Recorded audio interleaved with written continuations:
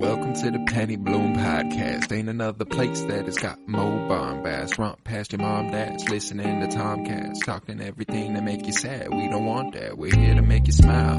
Put your mind at ease. Peace, love, and bloom, and always praise Keanu Reeves. This what we about. This some weeding now. We'll talk until we can't no more, and then we peacing out. Alright, let's go. Penny Bloom Podcast. It's the Penny Bloom Podcast. Penny Bloom Podcast. It's the Penny Bloom Podcast. Penny Bloom Podcast. Penny Bloom Podcast.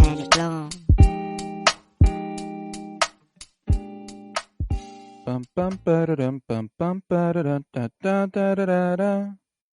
Hello everybody, and welcome in to Winter is Blooming, and boy is it.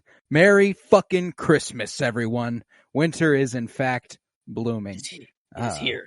It is here. Winter has come. I'm happy to celebrate today with a little bit of Game of Thrones. This is our rewatch podcast here on the Penny Bloom Podcast, and today we are doing Season 6, Episode 8, titled No One. It premiered on June 12th, 2016. It was written by D&D, David Benioff, and D.B. Weiss, and directed by Mark Mylod. I am Colton Robertson, and I am joined by Joseph George. What's up, homie? Oh, what up, what up? It is always a pleasure to be here. Love the peppermint hot chocolate is feeling very, very nice right now. Very festive. It's been a while since I've had. I got my little slippies on, you know. I'm nice and cozy. I got the baby Yoda. I got the Grogu pajamas. I got the comfy shirt and sweatshirt. Something just so Christmassy about PJs. You know? Yeah. It's like, But D&D was looking 7 years into the future, 7.5 years into the future, and we're like, let's preemptively give Joseph and Colton a Christmas gift, which is the best thing we've ever actually written. This is true. Yeah, it's, definitely not a Christmas vibe episode. In fact, it has some like classic thriller and horror in here a little bit with like the waif and Arya and shit at the end. And then also the mountain literally ripping a dude's head off of his body with his bare hands. Merry fucking Christmas. Yeah, love the Christmas vibes, but a very good gift from them indeed, because they cooked. They cooked with this one. I usually hate. I mean, not completely. It's usually a decent episode. It's never like outwardly terrible up to this point. But this was an exceptionally well written episode, and I think to this point, at least the best episode they've written off book. Period. Oh yeah. I mean, this is the tippy top of the season so far. This is my favorite of the season. I think it will be beaten out next week. Yes. However, and then probably again in the finale. I'm not sure. But no, this one was a great surprise. It was one that I was just kind of like, all right, it's another stepping stone towards Battle of the Bastards. And then I got a full experience. I mean, it felt like a movie on it. Like, I don't know. It didn't feel long, like, in any way, I guess. Like, it wasn't ever stretching. I wasn't ever like, okay, let's get on with it. But halfway through the episode, I was like, I was thinking, like, it was almost over. Like, I'm like, it's either almost over, and then I check the timeline, I'm like, there's like 15 to 20 minutes left whenever, like, what would usually be a cliffhanger, which is Daenerys showing back up in Marine. Yeah. Like, that would usually be the end of an episode. And that's just like a little thing here. Like, yeah, she's back. She's back. And no, we still got more with Arya to do. We still got more, I think, with the Blackfish to do. Yes. And maybe that's before. I think it's a little after, but man, it just was so stacked. Honestly, like, the big events that happened, Dany shows back up in Marine, and the slave, they're coming, the ships are there. That's pretty big. The Blackfish and, River Run gets taken. Like, other than that, it's like, it's just conversations. It's just like very slow. Just checking in with everyone. impacting the world at large. Yes, I was like, Yeah, Arya's got a pretty big one this episode. this is true, I guess. Yeah, big. Yeah, I guess some shit does go down. It's a pretty I guess biggie. a lot of reunions though. Mm. That we got, this episode too. It It was was nice. And if you're ready, I say we go oh, ahead and dig on in. oh yeah. For a little Christmas feast that will begin where this episode ends in Bravos, wherein the acting troupe are once again performing The Bloody Hand, with Lady Crane playing Cersei mourning the death of Joffrey, and unlike the previous version, she has taken Arya's advice to heart. She's playing it with a little bit more animosity, a little bit more of a villainous rage behind her eyes, and it's incredible. This is quite the actress here. It's always funny whenever an actress is playing an actress and is doing incredibly at playing a good actress, because that just means they're just a good actress, so many levels to this, and I love that Arya is just like Arya Stark, the director of the, or I don't know if it's really a director that would like give this line or give this sort of bit of information to be like, hey, try this. Actually, Cersei would be more like this. Is that a director? That is the director's job. Okay. Yes. Yeah. So we got Arya Stark. Maybe not in the acting business, but I think she's got it in the direct. She's like, she has a sense for character. And it's always funny whenever an actual actor has to say, I would be terrible at acting. She has to act like she would be bad at acting, but she's currently acting while doing that in a very highly accredited show. Yeah. I do believe this was Maisie Williams' first ever Emmy nomination in her career. That she got on IMDb, I believe. Hey, it's well earned. She does incredibly in this episode. I'm sure she will not go without her recognition in the favorites part of things. Indeed. After this scene here, Lady Crane walks off the stage where she sees Arya, who's been nursing her injuries at the hands of the waif and seeking refuge with the only ally she's even kind of made in Bravos that won't try to kill her. But we cut to her being treated by Lady Crane, and they have a brief conversation about what they're going to do in the future, and remarking on the fate of her rival actress Bianca. And Lady Crane asks Arya to join the play company. Come on, go to Pentos with us. You got a knack for it. Yeah. Wow. Look at you, Arya. You could travel with us everywhere. Actually, you'd be in grave danger. I'm sorry. I got involved with the wrong people really want me to die. Who? She doesn't have a name. And at that point, you got to know Lady Crane being in Bravos. Yeah, she's like, oh, where are you going? Oh. Literally, she's like, oh, where are you going? Because you have to leave. There's no other option you have. I thought that it was implied. She's like, yep, I understand and completely. This is where we get the line that lays the groundwork for the conclusion of Arya's character, we all see the maps, but what's west of Westeros? Nobody knows. That's where the maps end. Let's go, Arya. The little Christopher Columbus in you, well, hopefully a better person than Christopher Columbus. Hopefully. I imagine she would be. I mean, she's got a little murder on her mind, but not just because they're in a certain place, at a certain time, Yeah. The director, explorer, she's got a lot of titles. Night King Killer. I was going to say the killer. That in the entire planet, that is the killer. Yeah. She's Arya Stark, man. I loved that shit. And Lady Crane tries to give Arya the milk of the poppy, which Arya first rejects, but accepts after being told that sleep is the only way for the wound to heal. And the following morning, Lady Crane is standing on a chair, fetching some medicine from a high shelf. When she steps up and you get the waif, there was some incredible classic horror imagery with her.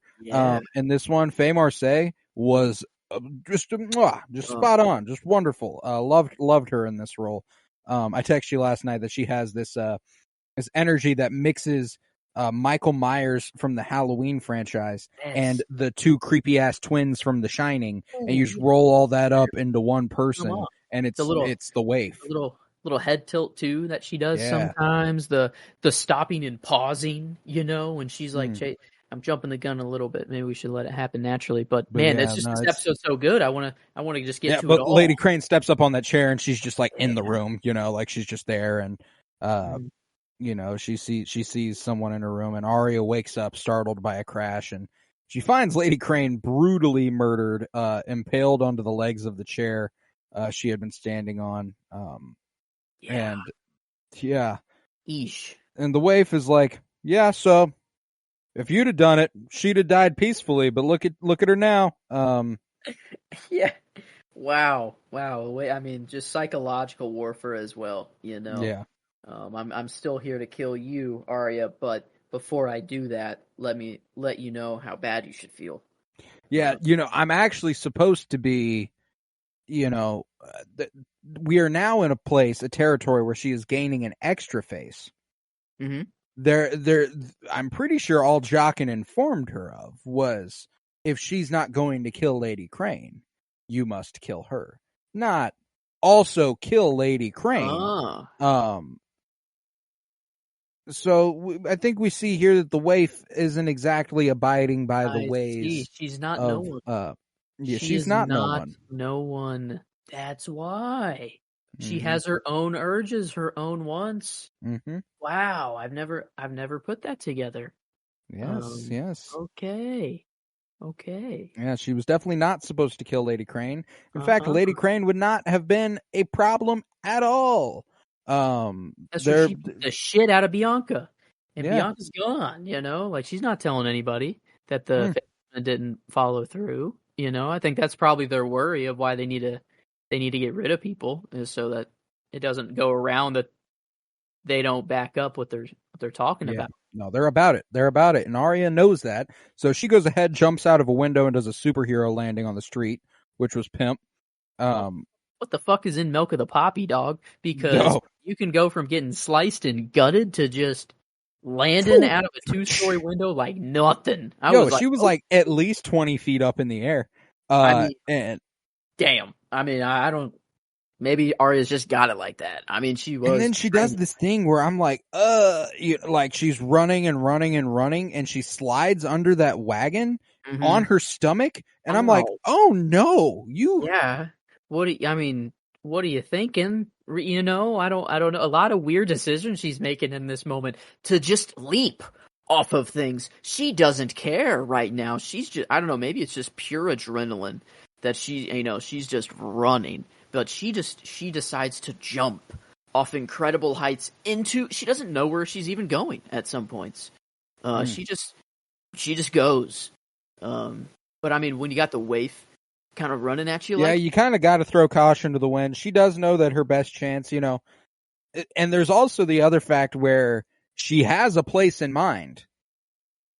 Where she ends up is her goal, Yeah.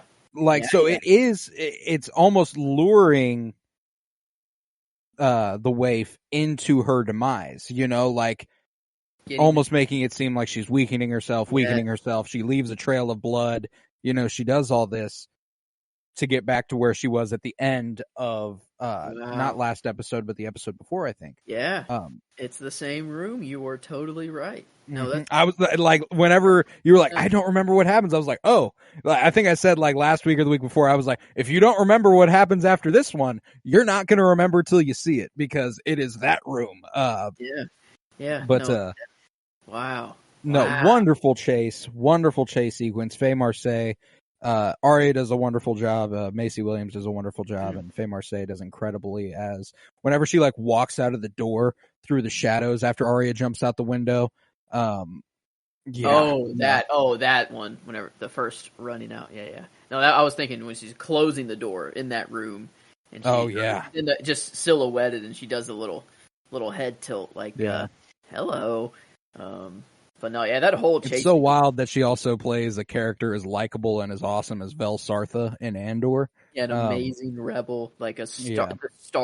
the literal start of the rebellion. Like it's just incredible range on Faye Marseille, man. Like I had no idea, and it was kind of reemphasized to me in this episode specifically. I think she's done good work as the waif in the last season and some change, but nothing like this. This is far and away the best performance she's given.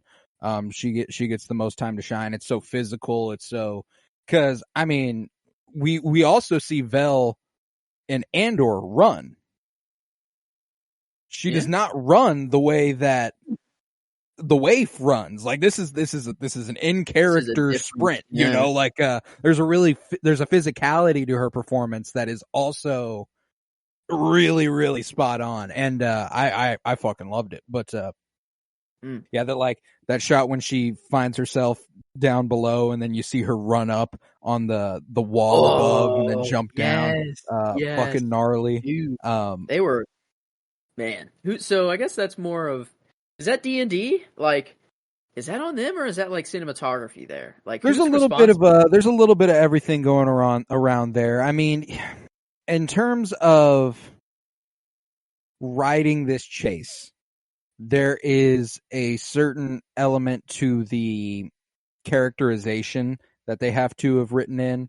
The places they are has to be the case. The decision to jump down, like she's going to be above and she's going to jump. So, and that is on them. The way they shoot it is on the director and the cinematographer. Like they put the idea before them, and then they get to go and fucking make that happen as well as it possibly can on screen. And I'd be willing to wager that, location scouting is extremely important in that. There's nothing that, there's a chance that maybe this wasn't part of the script until they found the location where they were going to do it. And they were like, oh shit, what if we did this? Like, there's all sorts of shit that could have gone into this, Man, but regardless, this chase sequence is definitely more on the editor, the cinematographer, the director, more so than the writer, and obviously the performers. But yeah, it's just a wonderful reminder of how much goes into making television. Like, to make a chase sequence like this, probably stunt. I don't know. You think that was all performers? Missy Yeah, that's not Faye Marseille that jumps down. Way. Yeah, no way. That's them. Like taking the fall that Arya has on those steps, like with all the fruit and stuff, like I'm assuming the fruit was just to like break the fall a little bit, because I think they were actually just falling down those steps. That's part of a stuntman's job. There's some wonderful behind the scenes footage of John Wick Chapter 4. You're talking about falling downstairs. Wait until you see John Wick Chapter 4. Oh God. Yeah. No, they fall down some fucking stairs in that one. But is it like the Joker steps, that he takes his dance on? Is it a little bit, but even like way taller. It's in Paris. It's ridiculous. But there's one even earlier in the movie, which is already a ridiculous stunt, where he like rolls down an escalator. And I mean, like, it's a normal size escalator. Wow. And there's no way to fake that. It's just this dude tumbling until he gets to the bottom. And he gets to the bottom, he just gives a thumbs up like, yep, we're good.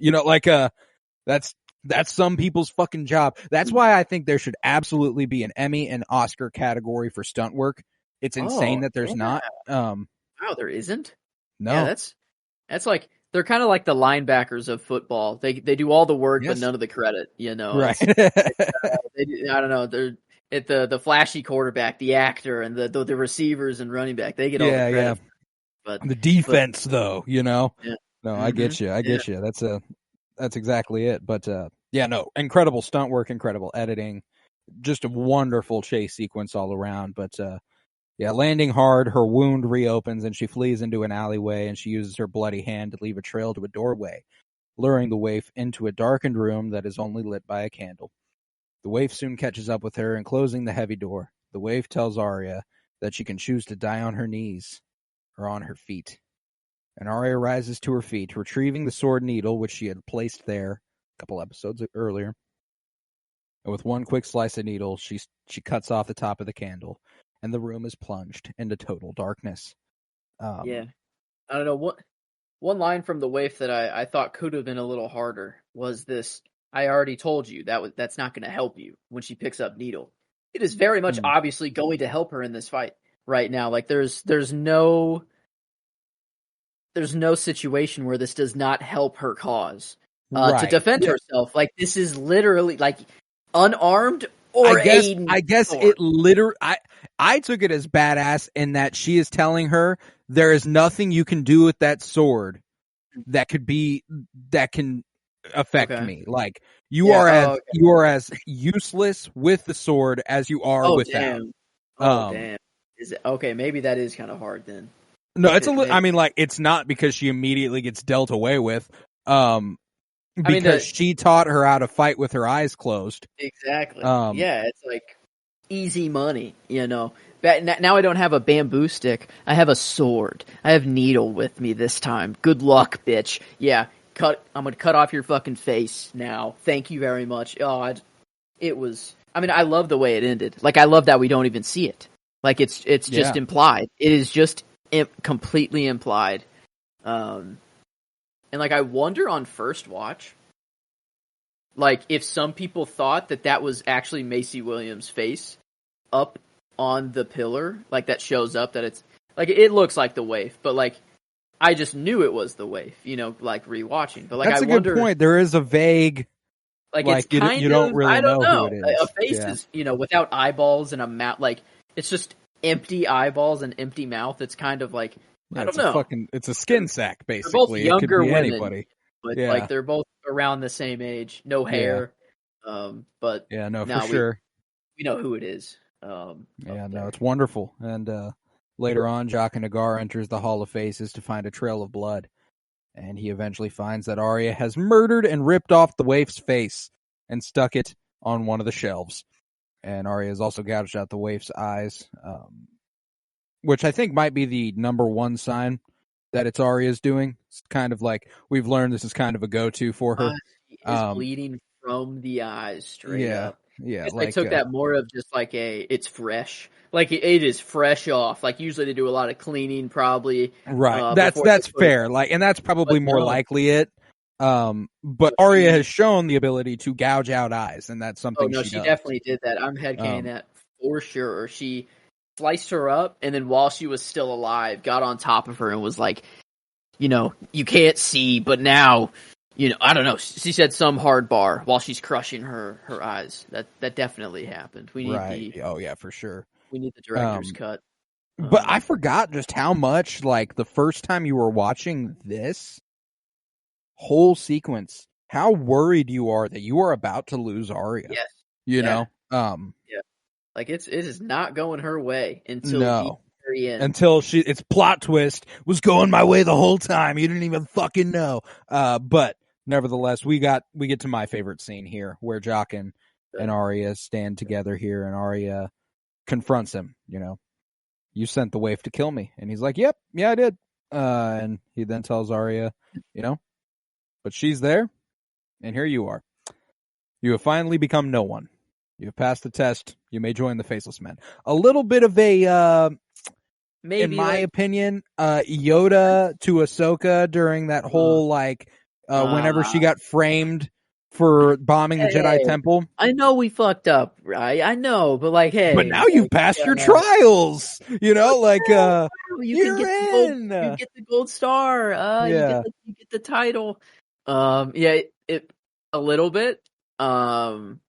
The smile afterwards though leads me to believe. No, it's definitely he knows exactly how this is all going to go. Yeah. This was part of the plan.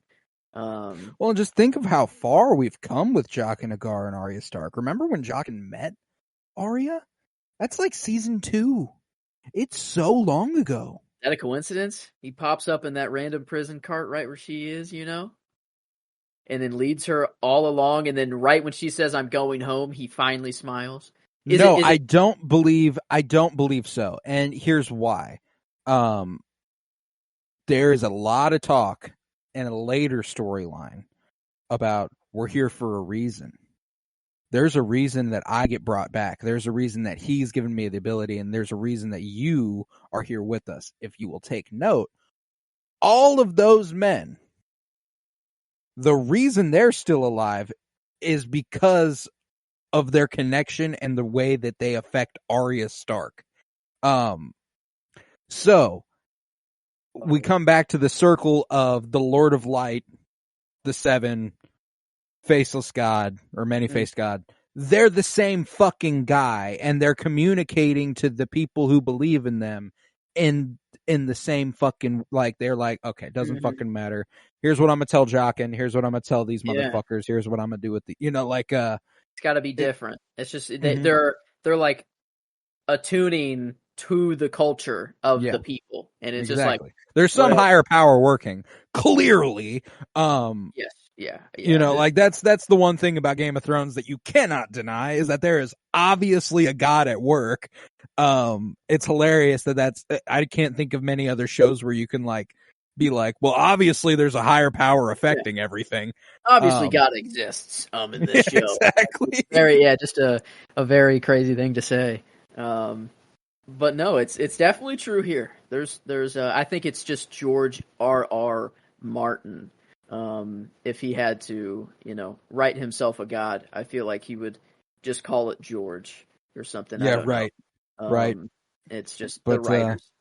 Dude. Maybe, but no. She goes, when he goes, you are finally no one, and she goes, no, I am Arya Stark of Winterfell, and I'm going home. Chill's talking about it right now, tears in my eyes when she said it. I was like, okay, yep, that's my scene. I wanted to go with Arya for the character, but there's another one I could give it to, so I did. You'll get it anyways. She got it from me. Beautiful. She got it. I mean, come on. And the proud moment, the tiniest little grin from Jaqen, and then Arya being like, lilt. Arya like responding, like, all right, so you're not going to kill me. Cool. Actually, good. Yeah, you've done, you knew exactly where I needed to be and what I needed to do, huh? Wow. Okay. You know what? Thanks, Josh. You just forged me into a weapon as a gift, as a favor. You were like, what if I made this random chick just a really, really awesome killer? Dude, yeah, there's no way that was, it was.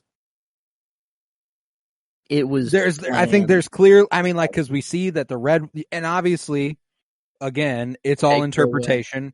Red woman, the priestesses over in Marine and such, like it's a whole. The gods aren't going, hey, so here's the deal. You gotta do this thing. You gotta do this thing. Exactly. Jaqen may have just perceived it as a sign. Meeting Arya was the sign, not necessarily like you have to be in the right place at the right time, but like meeting Arya and then running into her again, and the way that she's kind of talking to him, maybe he's like, oh, there's something here.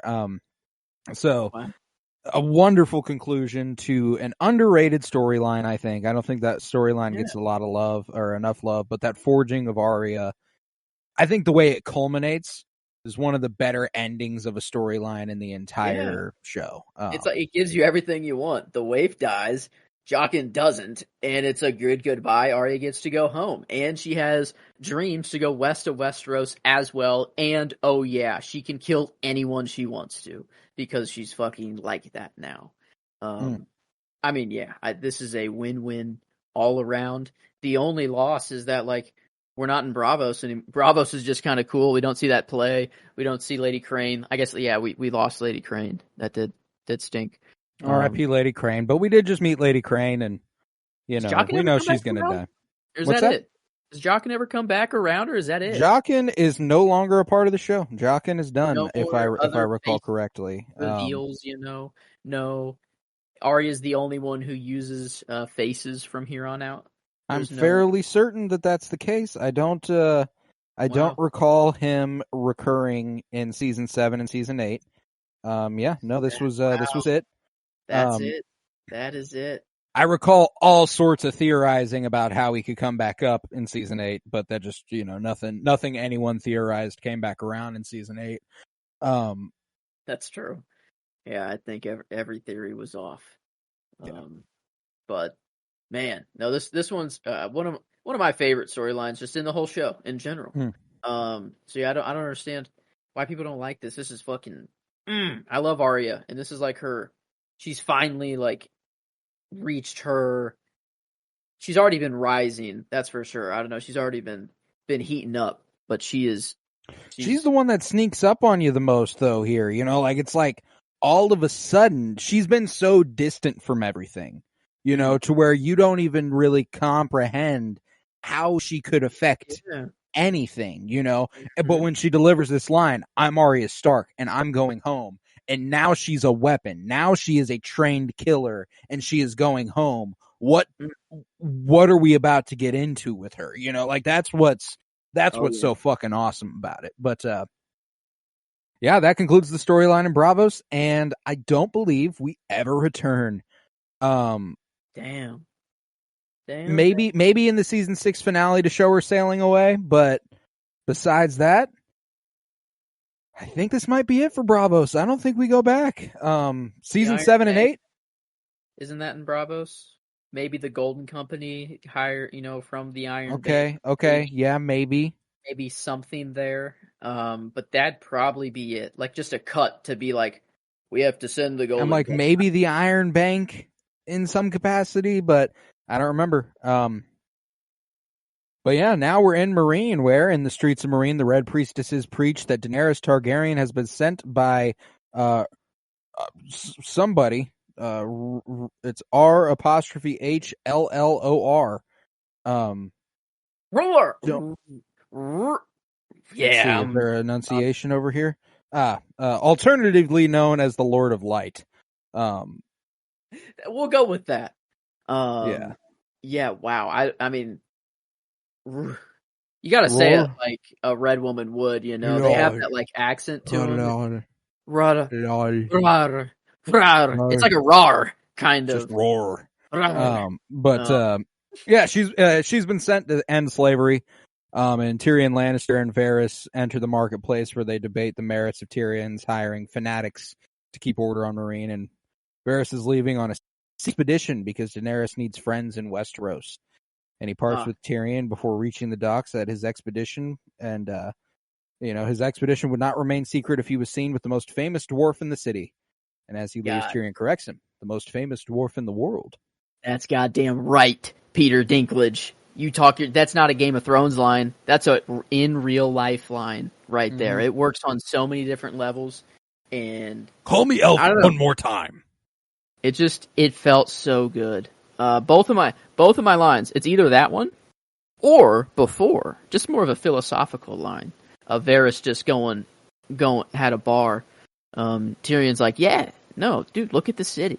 We're doing good. And he's like, yeah, you made a pact with fanatics, dude. And he's like, yeah, but it worked.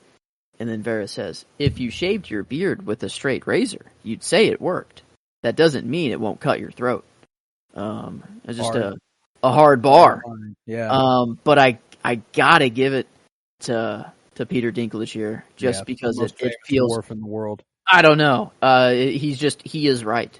Triumphant, like it's almost like a really triumphant moment, like on screen and behind the scenes a little bit. Like it felt good, like seeing Peter Dinklage's face. Like it felt like it felt really good for him to say, and like Varys gives this smile and nod back to him, and I was like, oh my god! I was like, wow, that just felt kind of cool. Yeah, it did. It really did. Yeah, I'll land Do there. you recall who Varys is going to get? Yeah, what the fuck? Where is he going? Secret mission? If I recall correctly, Arya?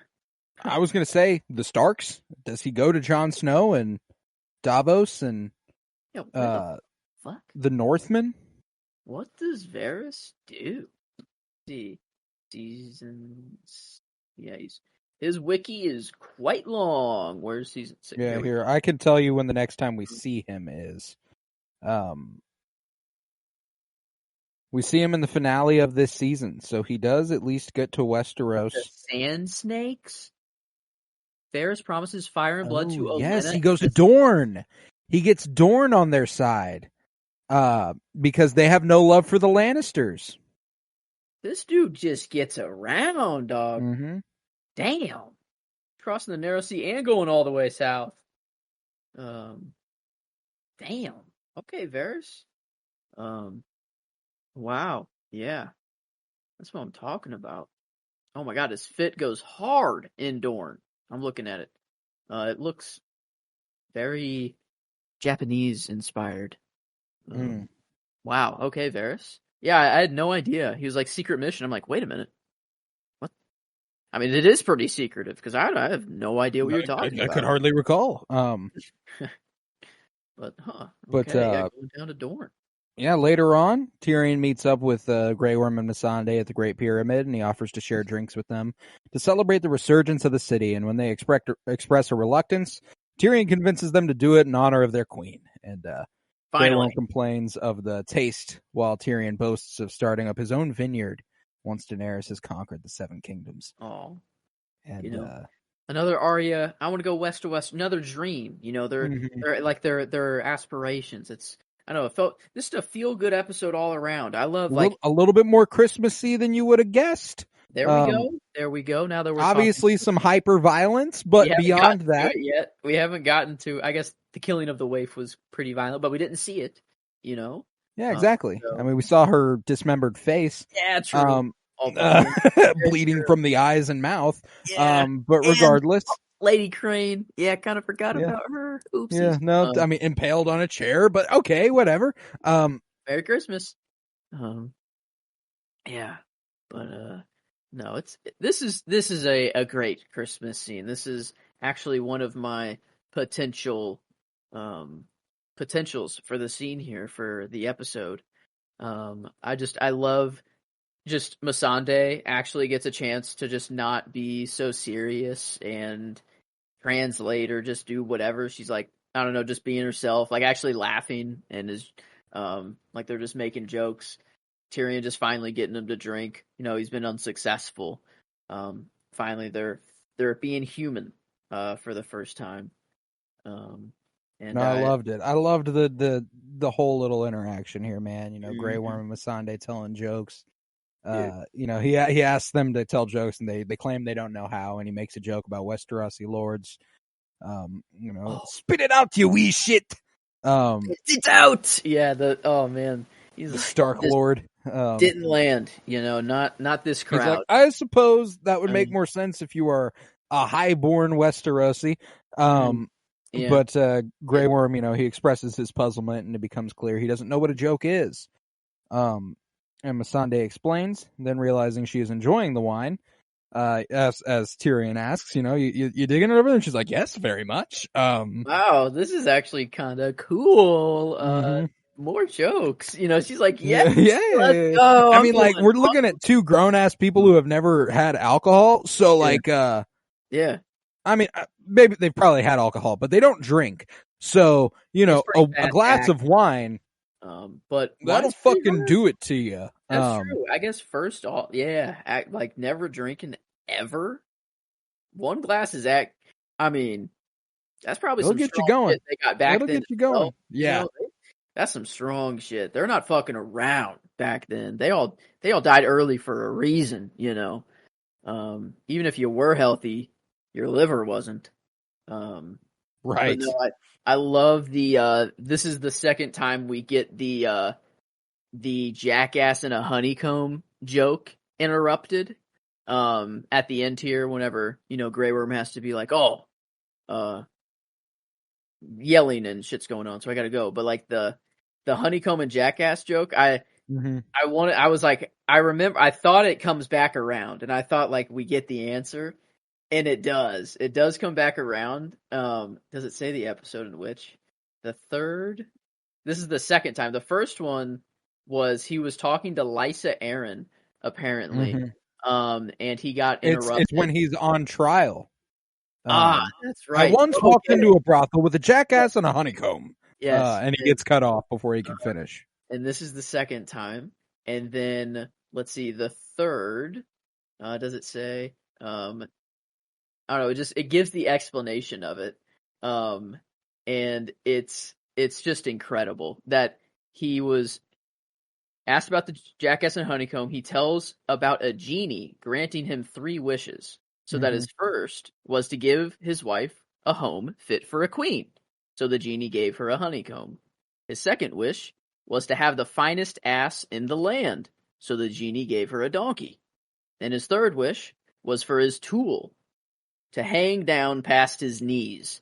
So the genie shrunk his legs and turned him into a dwarf. Yep. Wow. And I don't know. I love Peter Dinklage so much, and I did almost go with him for performance just because it was like funny and like it got me to, and the line of the most famous dwarf in the world, I almost did it. But I think we'll get to a more worthy performance. To be sure, but I loved the Missandei translator joke, and and Tyrion being like, "Oh, that's funny," and Grey Worm's like, "That was the worst joke I've ever heard." Yeah. And she says, "You don't even know what a fucking joke is," and he goes, "I am soldier all my life. You think I do not know joke?" And Missandei and Grey Worm laugh. Missandei laughs a little. She's like, "What?" He goes, "I do joke."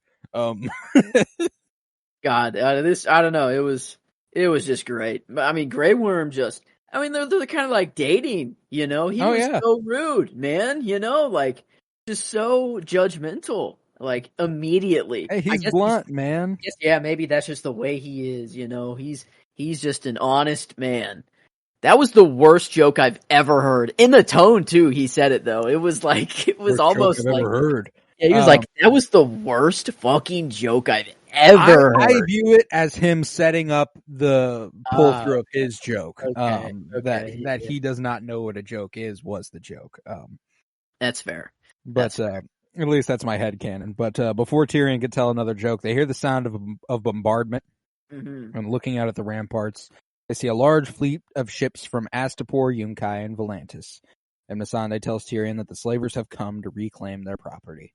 And by evening, the slavers' fleet are using trebuchets to bombard the city, causing much damage to Meereen. And admitting that diplomacy has failed, Tyrion lets Grey Worm take command of the battle, and Grey Worm proposes defending the pyramid instead of fighting on the beach. And at that point, they hear movement on the roof. And after venturing out onto the balcony, I love the progression of this scene, where they like slowly move out there, and then the Unsullied like take a knee and a bow before their queen. Bro, fucking loved that. Dog. Yeah, you're right. This would have been like the end of an episode. Like, totally. It felt like it. I guess Daenerys and Emilia Clarke just have a way of doing that in this show. It's just kind of a very easy money cliffhanger for the episode to end on. But they do have the Arya one, which... That was hard. That went way harder. Went way. But and that's the thing, is that like this moment, it's impressive just what Emilia Clarke's and Daenerys' presence is. Like, that is the moment. Like it. Yeah. They all look at her and they're like, Tyrion sees her. Even Tyrion sees her and is like, oh, like Tyrion hardly fucking knows this woman. Like. They're like, Varys and Tyrion were talking, they're like, she has to come back. She will come back. Varys is literally, he said, like, my heart's been broken too many times. She will come back. And like, that's all they're hoping for. And at the sight of her, everyone is just like, thank God. They're just like, oh my God. Incredible. Yeah. And then I love how you can see Drogon just flying away in the background. He's just, he's dipping for now. See ya. Dropped you off, Mom. I'll see you later. I'm gonna go do my thing. I gotta go find people and goats to eat. I'm not even going to deal with these ships that are shooting your pyramid right now. I'm just going to go fucking eat. He knows she needs them, That's all. Yeah. But they come back. They come back. They do. But that concludes the story in Meereen, and we top off the episode. Oh, no. We got 2 locations left. My apologies. King's Landing and the Riverlands. But we'll start in King's Landing, where informs Cersei that the Faith Militant have been permitted entry to the Red Keep, and that they demand to see her. And she goes, does the king know about this? And she's like, Qyburn's like, yep, the king permitted it.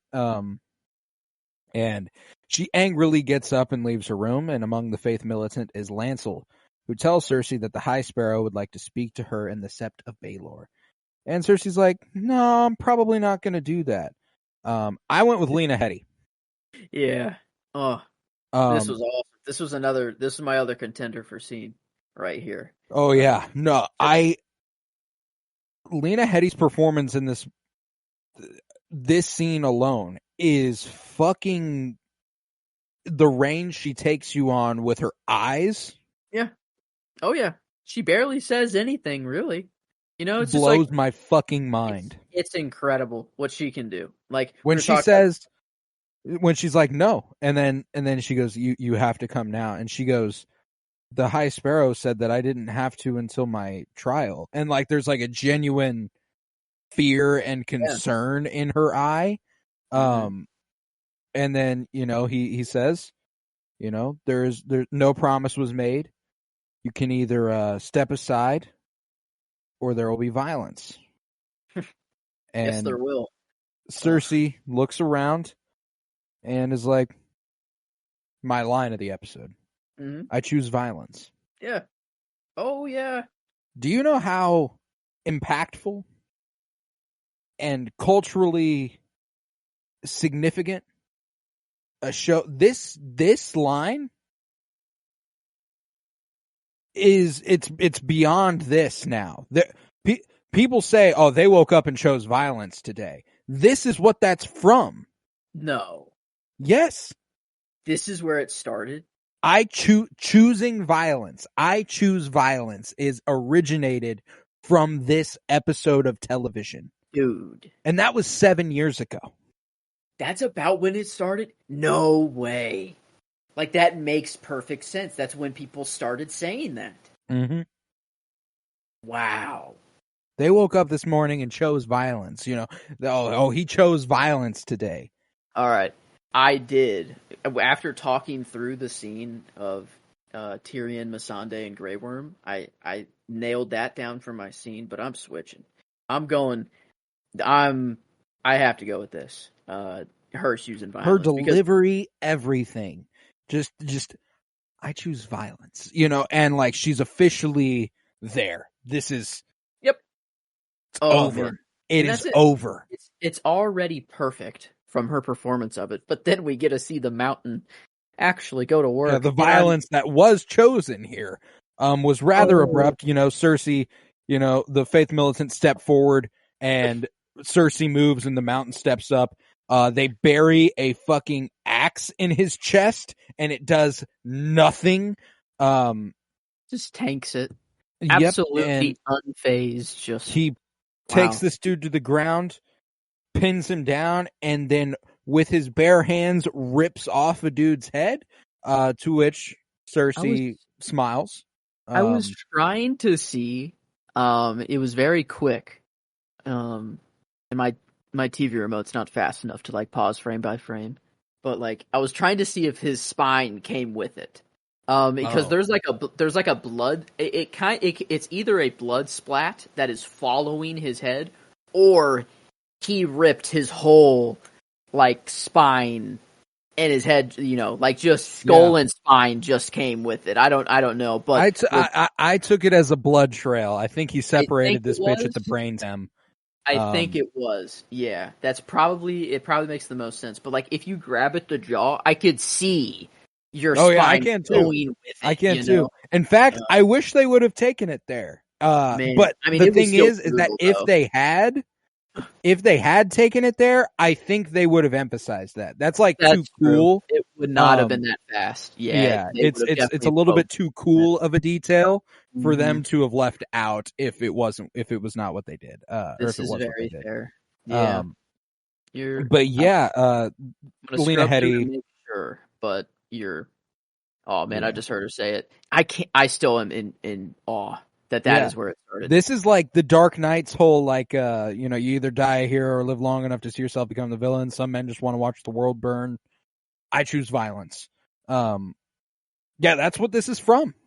Wow. And then also she delivers another hard line after he rips his head off, like saying like, oh, please tell His High Holiness that he can visit the Red Keep whenever he wants. Like it was like, okay. It's a great little moment where they all the High Sparrow has said several times, it would be an honor to die. We all want to die serving our lords, our seven. And if they did, Do you think you see a spine? Is that what you're... I think I see a spine, dude. That's crazy. I mean, it's either a very thin spine.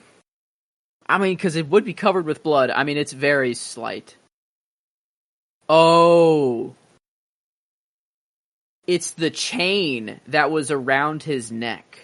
Oh, that's dope too, though. There's a chain around his neck, and it just... Yeah, the one with the 7. Yeah. Because you hear a chain land.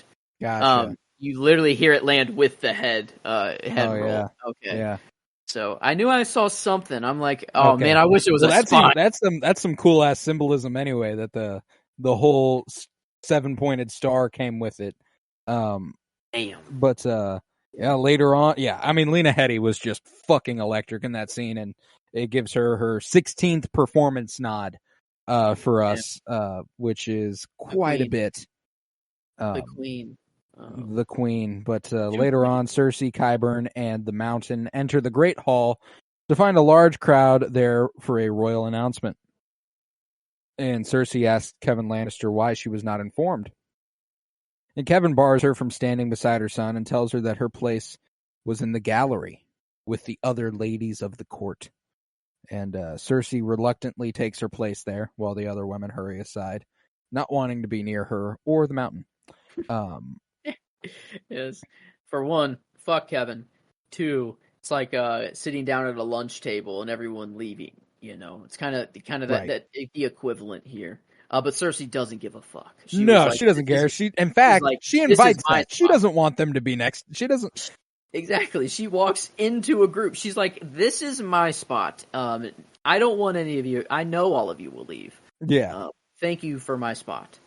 Oh God, she's just. But man, Tommen, poor little dude, just being manipulated on all sides. The twin pillars at which the world stands upon. You know, it's like the crown and the faith are the 2 pillars that hold up this world, and should one collapse, so does the other. Oh God, yeah, it's oh man. The Father judges us all, and if we break his laws, we shall be punished. Oh God, it's too good. He's got it's a literal, like, that's all I'm hearing when he talks is just Wallace like that. Tyrell and my mommy will have their trial at the Scepter Baylor on the first day of the Festival of Mama.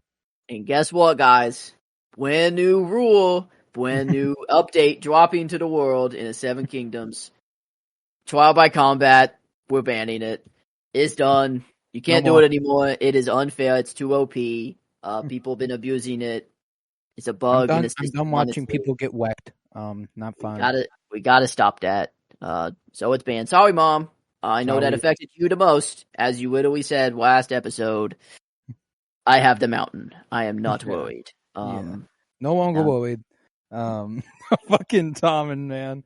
He's just a baby out there, bro. Yeah. And I'm befuddled. That's how kingdoms were ruled, though. Literally, by this age of aged people. That's how it was back in the day. It's incredible. And now we have 90-year-olds. So I don't know what's better. I don't know if I'd rather have Tommen or the current state of our government, but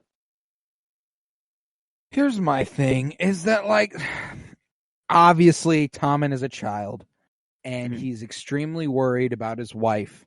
And his wife has his ear, and you got no doubt at this point that Marjorie also still has a vendetta for Cersei. You know, like, that's got to be in play here. Like, oh yeah, no, it's definitely in play. I think it's also the High Sparrow in his ear as well. Oh, of course. Like, that's the thing for me, is that if the High Sparrow says something like this, I think it's not quite enough for him to basically kill his mom. Yeah, that's fair. You know, like, I'm pretty much I know that he doesn't know what the punishment would be. Pretty sure the punishment is death. They marched her through the streets naked for miles and miles and miles. If that's not the ultimate punishment, then the ultimate punishment is dying. You know, like, this is fair. No. Yeah, 100. He walks out of the room knowing, like, that's That's what he's implying. Like that Mhm. is, yeah. And No, there's. therefore, I think Marjorie has a greater sway over him in that Mm. regard than the High Septon would. Do you But think the it's High them like Septon has working like? together to Yeah, make that happen.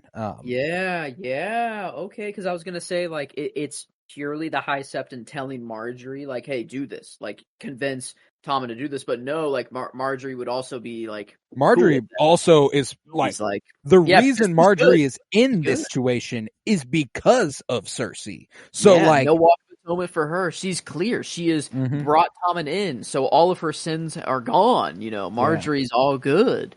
So she's worried about nothing. No trial by She doesn't need a trial by combat. There's no right. trial for her. So it's like, aha, Yeah.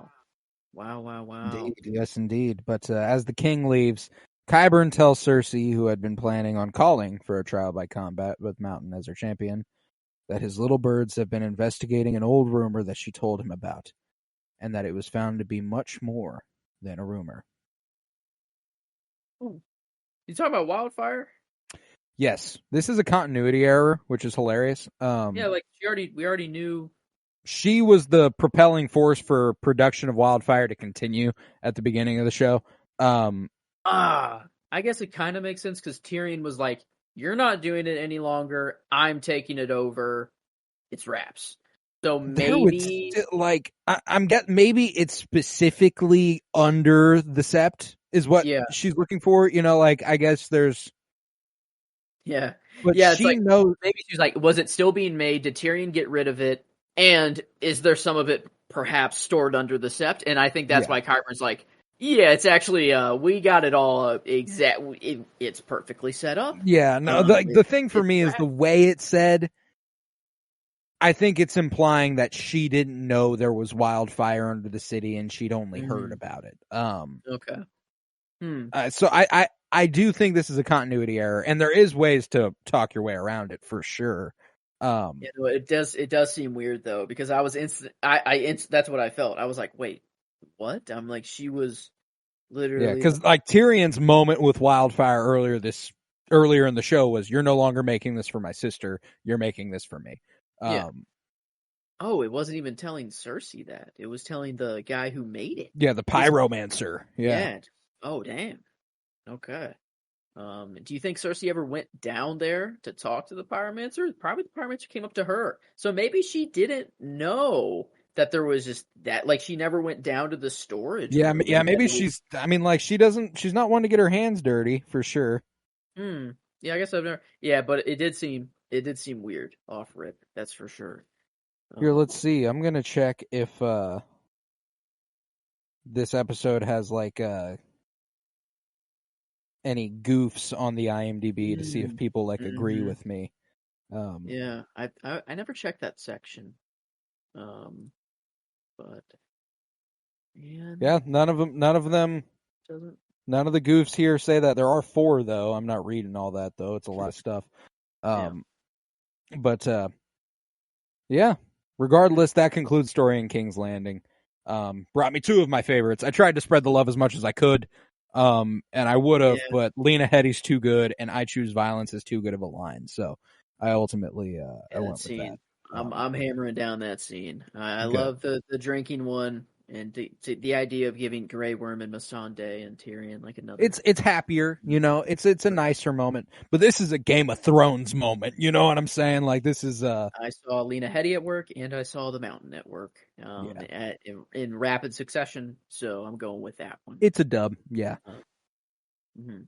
But we're So next in the Riverlands.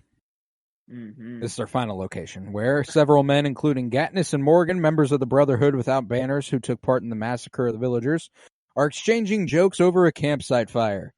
While joking about sex, it's a hilariously homoerotic moment prior to it turning Mhm. like into a joke. Where this dude was teaching another man how to kiss, and every dude's like looking like, "Oh yeah, is that right?" Yeah, I And then guess tries maybe you take your middle finger, shove it up her butt. mhm. Smells like pussy to me. That was a Yeah, I was like, damn, maybe a little Tarantino-esque of let's just have this guy do some fucked up shit so that whenever the Hound comes in and just absolutely butchers these guys. Comically. You know? Comically. Oh, that's right. He does. He gives the dude who makes this joke a gash between his thighs. Blood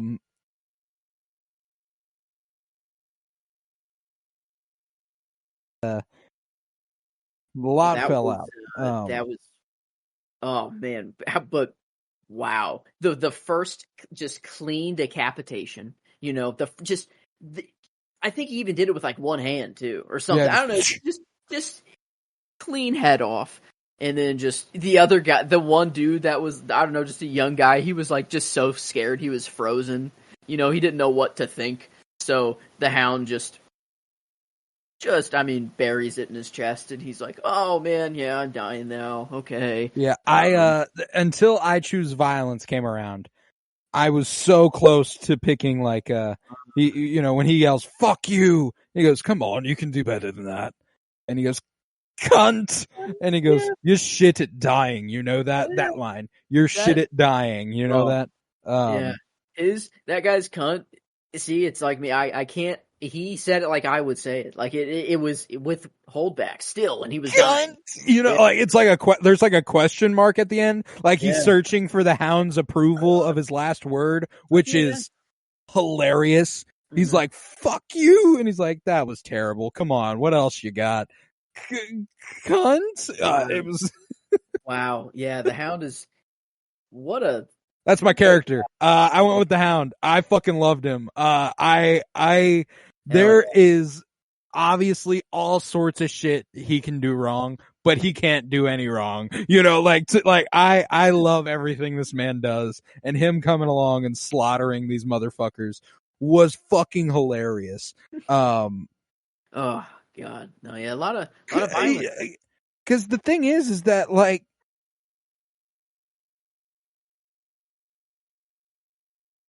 I don't think he knows. Like, there's nothing about these guys that indicates they took part in the village massacre.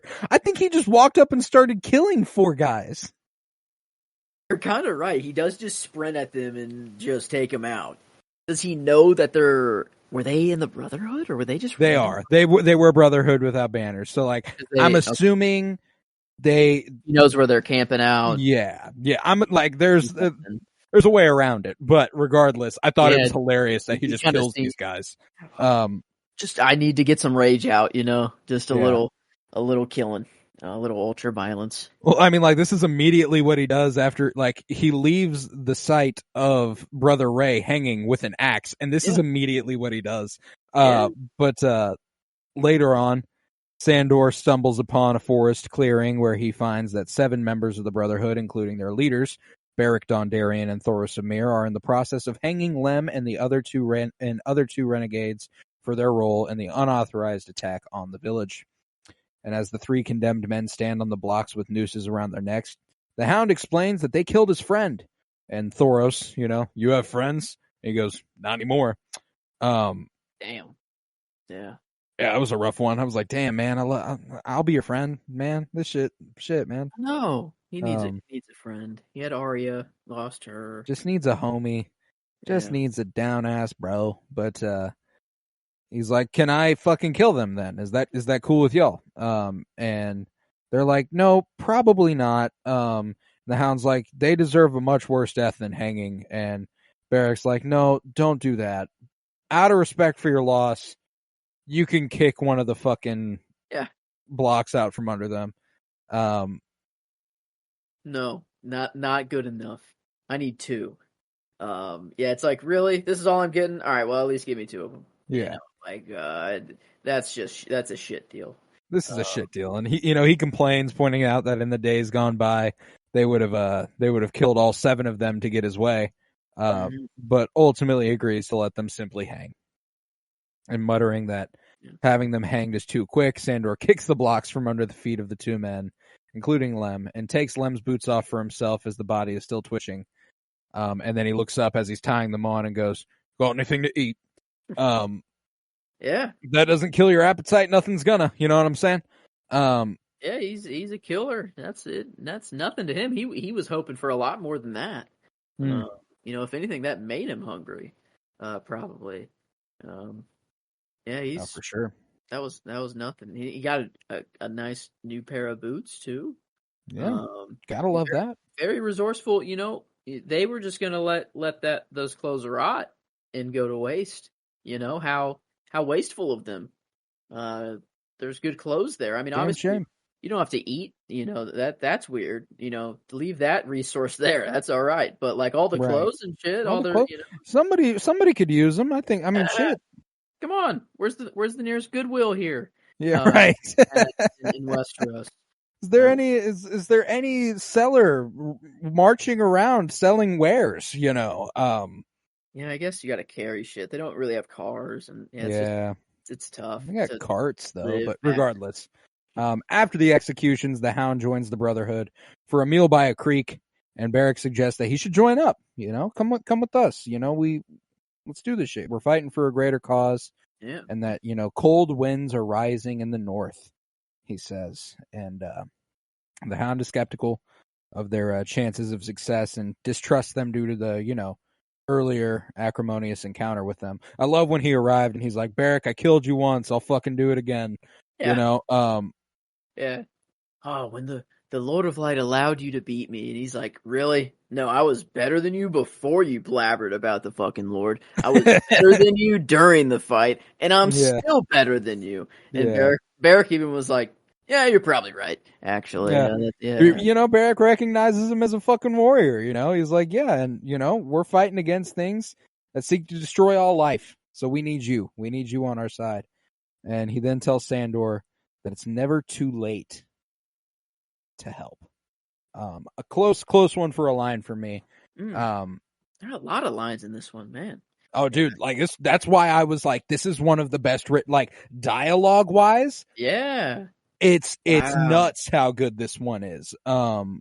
Because that's typically where D&D really falter, is that their dialogue can be a little shoddy. When it's just purely them. Yeah, no, they were cooking. They were cooking with this episode. To be sure, but the scenes really wrote themselves. Really, I mean, like Arya's a little bit, but like this is like the Hound. This is an in betweener, like this isn't really. Yeah, like there is so much creativeness behind the Hound's lines. Like, dude just has a line for everything. Oh, everything. And yeah, I don't know. But yeah, I loved this scene where they're like, we're here for a reason, and just thinking about where their story goes and where they end up, because all three of these dudes are in the Suicide Squad beyond the wall. I need to get that poster back out, dude. I need to get a frame for it. I switched it out for Interstellar, and because I don't know, Star Wars and Interstellar, 2 movies, or I could have the Suicide Squad of Game of Thrones in a movie. But still, no, I love that. I love that poster.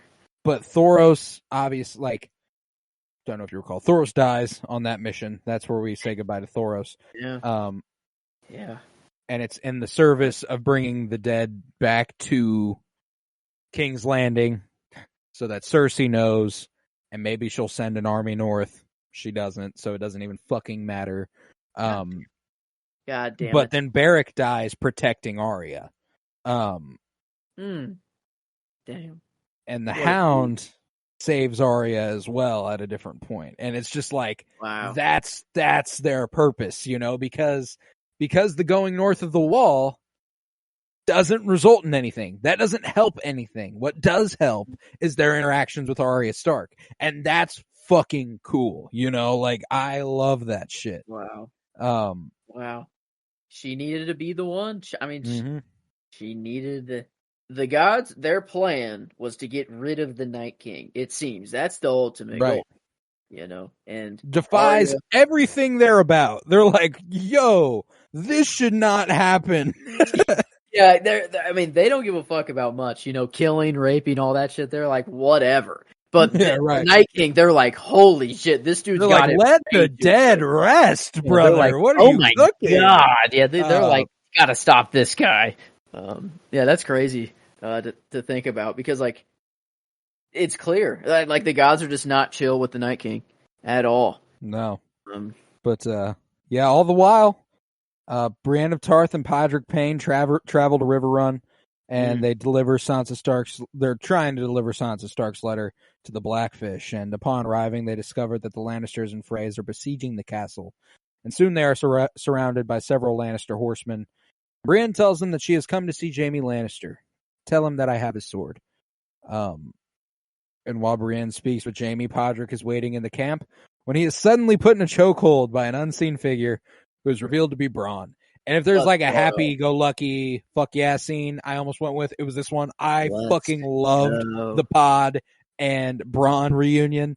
Oh man, no, it was awesome. He even mentioned the God Rod. You know, he's like, dude, you're the one with the magic cock. Yeah, he's oh, that's right. He was like, oh, you think they're fucking in there? You know, dude, like, just everything about this is an incredible interaction. Again, how this is written by D&D, I have no fucking clue. Like, this was an incredible scene, and it's one of the most inconsequential. This is possibly the most fan service moment of the season. Yeah. You know, like, everyone loves Podrick, everyone loves Bronn. Let's give them a little reunion real quick. And this whole thing where, you know, Bronn is excited to see Pod, you know, like he's got an energy about him, and you know, he's like, you think they're fucking in there? I would. You would. I know you would. And he's like, no, that's she. Yeah, no, I'm her squire. Yeah, she's teaching me to fight. And he's like, oh yeah, you think how the fuck could I sneak up on you and choke you and murder you like that? And he's like, well, you know, that's a whole different sort of fighting. And Bronn's like, you want to learn how to do that sort of fighting? And then like the little like boyish like yeah, you know, like he's yeah, please, yeah, teach me. All right, lesson number 1. Yeah, look, you spread your feet apart. Yeah. Everyone wants to hit a squire. Always expect the unexpected. It's, you know, it's just the classic. You know? Yeah, I'm gonna hit you when you're not looking. Dirty fighting. You got to learn a little bit of that, you know, in this world. Oh, absolutely. And I love the like pullback into the tent with Jaime and Brienne as it like zooms, it zooms out, but it shows them still like again. He actually goes into a lesson after that, like that. And I know it was a lesson, but it's like he's actually going to teach him. It's actually a good moment between Bronn and Pod, which is super cute, man. I loved it. Oh yeah, no, phenomenal. D&D. And just the setup, this reunion, and then you jump into Brienne and Jaime. Yeah, the next reunion. Like, yeah, it's just I don't know. They did a great job. This scene made me realize that ever since Jaime got back to King's Landing, essentially, he's been a complete and utter fucking non-factor. I was like, has bro been in any fucking episode? Like, he started talking on screen, and I was like, for an extended period of time, and I was like, how long has it been since he had a fucking scene like this? Like, oh yeah, you're Jaime Lannister. You're kind of like the acting Tywin right now for the Lannister family. You know, like in this scene, he does mirror Tywin, like just the red tint. I wish he was doing something badass whenever Brienne walked in. It would have just made it even more clear. But I think he's trying to mimic Tywin a little bit. Oh, to a degree, certainly.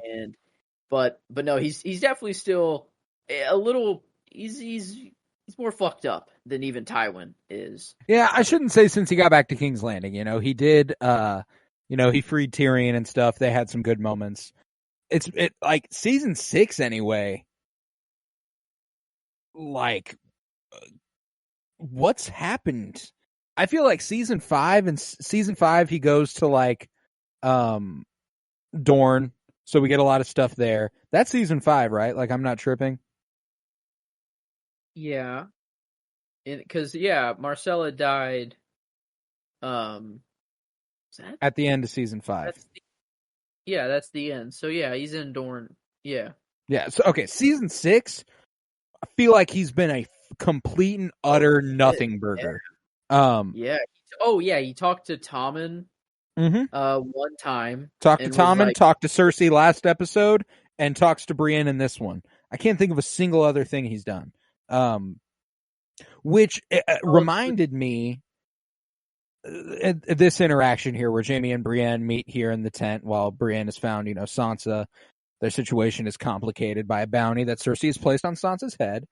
And Brienne tells Jaime that, she has come to secure the Blackfish's help in seeking reinforcements for her campaign to retake Winterfell from the Boltons. And this is not possible because Jaime is laying siege to River Run. I loved the whole, they get heated for a second and he goes, "We shouldn't talk politics." Yeah. Bro, Yeah, what you're talking about is not strictly politics, I don't think. Politics, you're debating the Lannister. morality of your war. Yeah, it's politics if you're a Lannister. It's all that he explains it expressively or expressively Expressly. extensively. Maybe is what I was looking for. Yeah, to Edmure here later on. I think why he sees it as politics. That's it to him. But yeah, Jaime, ultimately he does agree, but Brienne also tries to return her sword, Oathkeeper, because the use it was lent to her for has been fulfilled. And Jaime tells her to keep it. It is hers, and it will always be hers. And she reminds him that, should she fail to get the Blackfish to surrender, her oath to Lady Catelyn would compel her to fight against Jaime. And clearly moved by his admiration for her, Jaime replies, "Let's hope it doesn't come to that." Yeah. Solid moment, just kind of, I don't know what felt so fucking hollow about this from a character perspective, because, we talked, I texted you last night as I was watching this, it just made me realize how much I will never forgive Jaime for, I don't know, sexually assaulting his sister at the grave of their son. Mm-hmm. And that's the real emphasis. But just on top of that, in a place of worship. So that's another thing. That's just that's just another little layer there. I don't really mind that part. Wherever it happens is bad, but it feels particularly icky in that scenario. And that was almost 2 whole seasons ago, or over 2 whole seasons ago now. That was season 4, episode 3, and he's done a lot since then. He freed Tyrion. He went to Dorne, and he freed Myrcella. He might not have saved her, and freeing her might have been a stretch, but there were some great scenes between them that were genuinely moving. I do not know what it was about this scene that made me go, "Fuck you, you pig." Yeah. I don't know what it was, what energy he was emanating. I think it's because Brienne brings something out in him that I just don't buy, He is she's pure good. You're seeing pure good stand next to basically pure evil with Jaime. He's evil with a nice facade. And it's, because with Edmure, that scene, you are supposed to hate him. Yes, that's what was surprising, is that we got to that scene later, and it made me think maybe there's something here that they're trying to allude to a little bit. I think you're right. You hit the nail, you hit it right on the nose, saying he's saying this is politics to him. Holy shit, you're fucking delusional. He the dude. It's, I don't know. I remember always watching this show, especially in season 7 and 8 or more, where this comes around. I'm reminded how fucking accelerated his redemption arc is. Yeah. It's hard. We're almost done. Oh shit. We're almost holy and shit. That's the thing, is that I do not remember feeling that way. I know he freed Tyrion, he has the moment with Myrcella, and maybe I focused more on that in previous watches. But bro, I feel like he's trying to convince himself that he's capable of good, but he is just rotten to the fucking core. There's nothing he can do at this point to change who he is. And maybe that'll end up making me like the general outline of his ending more. but I don't know. We'll see when we get there. But regardless, I'm in a astonishingly negative place with Jaime Lannister. Yeah. Oh yeah. And that was the good scene with him in this one, as far as like likability. Yeah. Yeah. No, he gets, and that's the thing. I ended up giving them the performance for the episode. I hate everything about him. And I'm on your side, but like, man, does he play that part? No, Nikolaj Coster-Waldau, I don't want to undersell him at all. Like, the character fucking sucks, but it's because he does such a great job at portraying him. Yeah.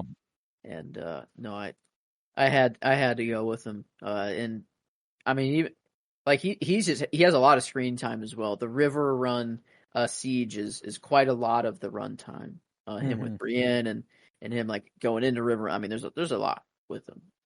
So I just thought it was very impressive that he held it for the whole episode and just held that shittiness to him. He's good, man. Like that Nikolaj Coster-Waldau is quite the performer here. But later on, Brienne and Podrick enter River Run to negotiate with the Blackfish. However, he's refusing outright. As Jaime said, he's even more stubborn than you are.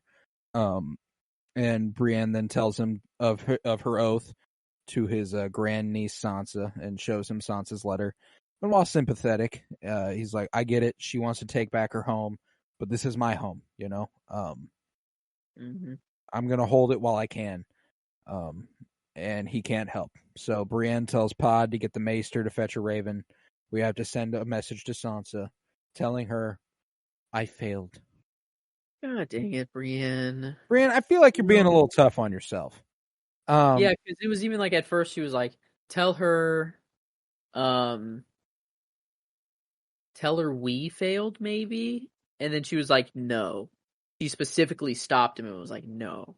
Tell her I failed. I was like, man, no, like, Brienne, this was going to be a tough sell for anyone. Sansa showing up wouldn't have been enough. Dude, like, there's nothing they could have done to get the Blackfish's help. That's just the way it is. Yeah, dude was, and the sad thing is he was kind of like, he's right, and the rest of the, he's like the only kind of guy thinking logically. Whenever they're like, oh, but that's our lord. We have to let him in. Mindless fucking drones. What are you, goddamn idiots? He's like, are you fucking kidding me? But yeah, it's like right here, he just wants, I think Jaime was right. He just wants a good death. That's all he can hope for now.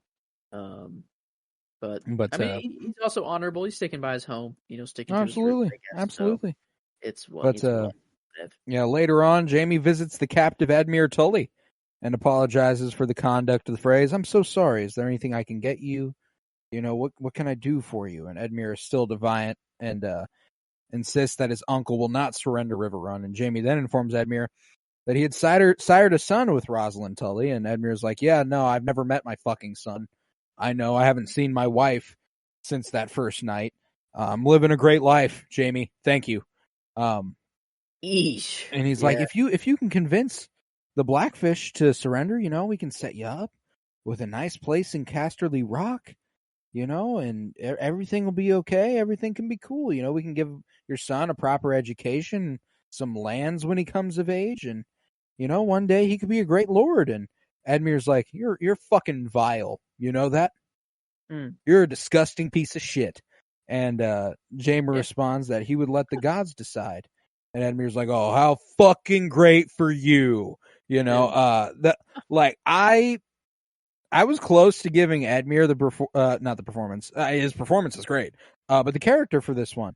I love this interaction. And frankly, after my feelings about Jaime from earlier in the episode, I was like, tell him, Edmure. I was like, let him know, Eddie.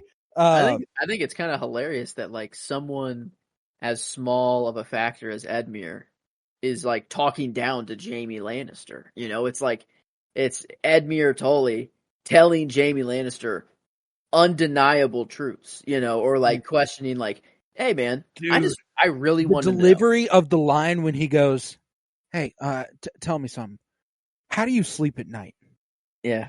I was like, live with yourself. Yes. Yeah, like we all have to tell ourselves we're decent, right? To like sleep at night. Like, how do you live with yourself, man? How like the fuck truly, are you? Like he's like, how? Like I want to know. He's like, I am so, like, I can't even fathom what you'd even say to this. And, yeah, Jaime, his answer is, well, now we fucking hate him. Strike 500. I don't know, for this. I don't know. He was on a roll. Yeah. But Jaime, he recounts his time as a captive of Catelyn Stark, Edmure's sister, and how she struck him with a stone. And Edmure's like, she should have killed you, and he's like, yeah, probably, but despite her hatred for me, I respected her a ton. Her undying love for her children far more than I ever respected her husband or her son Robb. And Jaime compares Catelyn's love for her children to Cersei's love for their own. And Edmure's like, ugh, you fucking disgusting fuck. I don't stop talking about my sister. Keep my sister's name out your fucking mouth. He does try to break free. He's like, what the fuck? He's like, I would slap you. But yeah, evil. Jaime is, even like dude. Get in his face too. Like he's like, oh no, I'll talk about whatever I want, dude. And I know you. And here's the thing, Ed. Yeah, you're my prisoner. I'm going to talk how I want to talk. All right, you're going to sit there and fucking listen. I love my children, and Cersei loves our children so much that I would kill every Tully to get back to her. I will put your fucking son in a catapult and launch him over the wall and kill every Tully who stands between me and my sister because she is the only thing. Honestly, kind of funny. The baby hilarious line. I mean, I know it's gruesome and brutal. Deeply fucked up. A hilarious threat. The visual. Just the visual. I mean, from both sides. Seeing the baby be launched it's... I love to imagine Bronn sitting there, as that's happening, being like, Jesus fucking Christ, Bronn will do some shit. Bronn will do some fucked up shit. Yeah. He would not do that unless, of course, they paid him well. But Jaime's just doing it because he fucking can. Imagine being a bystander. 3 spots I think are hilarious. You need the 3 viewpoints. One is from the catapult. You see it just launch. Funny. And then right in the middle, if you just see, you didn't know it's launched. You just see a baby just you fly overhead, and it's just going. Yeah. And then the third is you see where the baby lands. It's just a baby comes out of nowhere. That would actually that one would be the worst. That would be pretty fucked up. I think the middle is definitely the place. That's definitely the funny one. And what the fuck? You'd be like, what the fuck was that? How did that just happen? You'd be like, a baby would have to be launched out of a catapult. That's like, I don't know. Do you even get there? I don't know. Dude, I don't fucking know. But regardless, wonderful scene. Wonderful scene. Nikolaj Coster-Waldau did incredible. Edmure was the best scene Edmure will have or has had far and away. Well, not when he stands up to be the king of the 7 kingdoms. You don't think that's his most heroic moment? It's probably his funniest scene. He has his most admirable scene here. He has his weakest, most bitchiest scene much earlier whenever Robb was like, so tell me, what the fuck did you think we were going to do there? Just tell me, uncle. The fuck is up? Remember that whole thing? Hysterical. And then he stands up and gets bitched by his niece later in the show whenever he stands up to be king. So, the fact that his sister's kids just have no fucking respect for him is so fucking funny. Oh, poor Edmure Tully. But you kind of man. His spirit was kind of broken as he seemingly accepts Jaime's offer here and walks back to the castle with a torch in hand. And he announces himself as the rightful lord and convinces the guards to lay down the drawbridge despite the protests of the Blackfish. Blackfish is like, you fucking morons. This is not going well. That is basically Jaime Lannister out there. That is the Kingslayer. And the guards obey Edmure ultimately because they have sworn an oath of fealty to Hoster Tully and his son. This is why this methodology is just grand. Love This is why lords and lordship works. Yeah. He's my lord, my lord. You know, like they're literally saying, it's like, what the fuck are you? Just what are we cooking here, bro? Shut the fuck up. This is obviously a trap. This is a Trojan horse, dude. A one-man Trojan horse, and you're getting played. And they know they're getting played. Like, that's what's even more fucked up, is that they're like, well, honor tells me I have to let him through the gates. Logic tells me that's the wrong fucking choice in every single goddamn way. Yep. I'm going to let him in. And then, after they let him in, he's like, lower the bridge. Throw all your weapons down. And they're like, are you sure? You know, they're like, really? Oh, okay, my lord. Golly, sir, okay. I guess. You pussies. What an absolute fucking joke of a people, the Tullys. One thing, though, goddamn, was this whole thing lit. So, like, the passing of the night, like, the night. It was lit so well. And, like, like, there's a moonlight on Jaime whenever he's like, wait, I know I'm jumping ahead, but I just want to make sure I get the visual down. That was, like, the best I think it looked. Was, like, just very pale moonlight. Like, just very dark, but you could still see Jaime's waving goodbye to Brienne and Podrick as they're sailing away. And I was like, oh my god. It felt like a Michael Mann kind of light blue a little bit. Yeah. It's a little, that's the hand you choose to wave with, dog? You know, I mean, fair enough. That's just heavier. A little funny. Heavier. That's like a workout. Like, imagine you got a gold. Like, that's heavy. I don't know. That's a dumbbell. You have a dumbbell attached to your arm at all times. Yeah, right. It doesn't go well for them. Edmure climbs the ramparts and orders the Tully garrison to lay down their arms, and Jaime and the Lannister and Frey hosts then march into River Run and occupy the castle. And Edmure then orders his men to find and put the Blackfish in chains and hand him over to the Freys. However, the Blackfish has already escaped. At one of the castle's exits, he helps Brienne and Podrick into a boat, and Brienne tries to convince the Blackfish to come along. But he insists on not running away from this fight, like a goddamn moron. And I haven't had a good sword fight in years. I'm assuming I'm going to all the more reason to stick around then, huh? He literally says, I'm literally going to make a fool of myself, or I'm probably going to make a fool of myself. It's like, yeah, you will. You're running into an entire Lannister army. If you get through these couple guards, what are you going to do then? He just wants a good death. Jaime was right, you know. It's stupid as shit, but whatever. For a dude who's been so overwhelmingly cool and smart throughout the show, for him to be this stubborn and masculine really bothered me. Maybe it's and a little not bit of characterization that, wise, just like it's fine. I believe the character would be like this. I'm just like, ugh, you piece of shit. Come on, man. Maybe a little insider tie here. He's like, oh fuck, Michael, maybe, I don't know, the CNN or the 60-minute the host that speaks on camera. Is that Michael? Mike Wallace. Mike Wallace.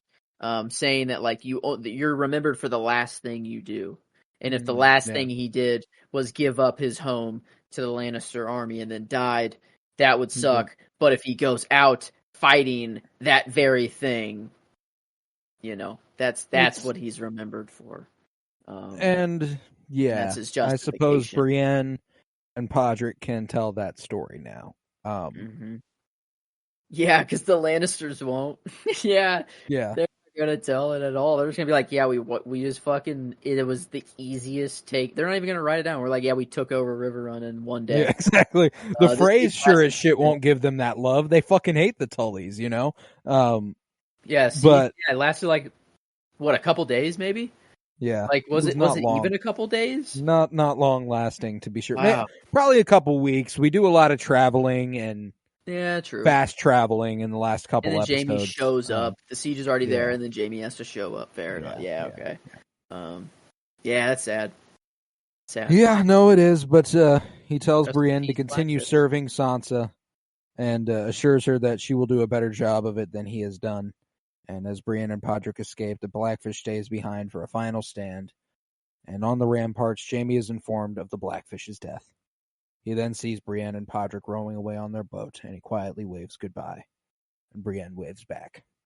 And that will be the conclusion of our episode. There we go. Wow. Yeah, a lot of deaths. I love the firsts and the deaths category beginning with Steve. Yeah, who's Steve? I'm assuming it's the dude who gets it's the nice. It was the yep. He got the finger up the ass. That's Steve. Poor Steve. Damn. Wow, that's his only. That's so sad. His wiki page. Steve stands and is on the receiving end of a prank when Gantus Gattens sticks his finger down the back of Steve's pants. Oh yeah, this is not. It's not credited to be Gatton's first appearance. Therefore, I think it's safe to assume he did appear at the village last episode or the episode before. Yes, he did. Yes. He did at his wiki page. There you go. But he did die. Dub. That's huge. Good. Thank God he died. All right. There's our confirmation. That's everything we needed. And the Hound didn't just kill random people. He saw that guy and was like, "Oh, you're getting the death. You're getting the slow one, bud." So. Yeah, no, that was a goodie. That was a goodie. But, dude, this one, I think for me personally, rating this, we're looking at a 10 enjoyment. I fucking loved this episode. No hesitation whatsoever. And critically, damn, dude, they were cooking something up. You know, D&D got helped. Maybe they had a ghostwriter this episode. Right. I don't know. Maybe George just. I have a feeling George R.R. Martin had a little bit of something to do with this one. Hey, maybe a little bit of the cog man in there, you know? Maybe George's like, hey, the show I see it's going awry. Let me steer you back on track, guys. He sent them little because notes. That's the thing that I'm gonna give D&D credit for is that this one felt the most like the ones written by George R.R. Martin in the early seasons for the first time in fucking forever. Like it's so good. Great. It was incredible. I mean, have we ever given one a 10? I don't think we have, right? We gave a House of the Dragon episode a 10. It was a different time. It was a different time, a different system. True. Yeah, we have never given a 10. We have given 9.75s. I mean, shit. Let's see, 9.75. The Hard Home. Okay. Yeah. That one was incredible. Got my from Dolores said. Love that one. I will say, while I think this one was incredibly well written and does call to the thrones of old, I don't think that visually it was as significant as some of the stuff we've also seen this season. It's not a Baelor. It is not. It's a fine looking episode of television. Yeah. But it does look a little bit more like a typical episode of television, which, I mean, can't take it down a whole lot. But I think that given how we have seen the show look, and some of the settings they were in lended itself to some gorgeous visuals if they would have acted on it. I think that Bravos, they make great use of that. That was great. Yeah, the way the lower angle shot of her running. That was definitely like the place where visually I feel like they really fired on all cylinders. Yeah, that is that's probably the saddest goodbye out of all of this is Bravos. Yeah. We're kind of saying goodbye to Bravos. Yeah. And if we do get it, it's just the Iron Bank or whatever. Right. Nothing important though. Yeah, I think I'm cool with like a 9.5. You know, I think we're there. That's what we gave The Door this season. I think that was a better looking episode, and this one was a better written episode. Yeah. You know, like there's a balance there. Yeah, there we go, and it ties it with The Door at a 9.67 and a 97% if you go there. The good old, let's see, I did have it pulled up on IMDb. They gave it an 8.3 out of 10. I think it's an underrated one coming the week before. Yeah, 9.9 for Battle of the Bastards and a 9.9 for Winds of Winter. Not gonna lie, you were asking a little bit ago, have we ever given an episode of 10s across the board? And I think we might be arriving there soon. That is what the populace says. Right. I mean, that's incredible. A 9.9. Dude. Yeah, no, it's a great fucking episode, and I'm so excited to celebrate the new year with the battle of the bastards. Here comes the battle of the bastards. I'm fucking ready. Mm-hmm. Merry Christmas. And a happy battle of the bastards. I'm so very excited. What a way to get Christmas in today. You know, I'm sure not a lot of you will be listening on Christmas, but if you are, man, God damn, do we love you? That's so fucking like you're dedicating time of your holiday to us. That is so sweet of you, man. I like that's gift enough for me. You know, I love that. But with that, we will conclude this episode of Winter is Blooming. If you would, head to patreon.com/PennyBloomPod, where you'll find over 50 hours of exclusive content, including all sorts of book reviews, comic book reviews, movie reviews, and the like. For $3 a month, you can support this podcast financially, which is huge because it costs me money, and I don't make any off of it unless it's over there. Head to Twitter, follow at PennyBloomPod, follow on Letterboxd at PennyBloomPod, follow on Instagram at PennyBloomPodcast, and remember to leave a 5-star rate and review. Remember to keep downloading as we continue to pump out episodes. 2023 is coming to a close here soon, and with it, we only have 2 episodes left on the year as far as a regular scheduled programming. You know, sometimes we do like year-end review, or we've done every year the show's existed, a year-end review for pop culture, but whether that's early next year or the end of this year, who knows? Don't know yet. We'll see. On Wednesday, we will top off our Michael Mann director spotlight with Ferrari, as me and Joe are seeing that in theaters tomorrow, which I'm so very excited about. That'll be out on the 27th. And then this Friday, we top off the year. A great year. The best year for the podcast yet. Please. I can't do a drum roll sound. Green Lantern. Yep, that's how we top off the year. So can't wait for that.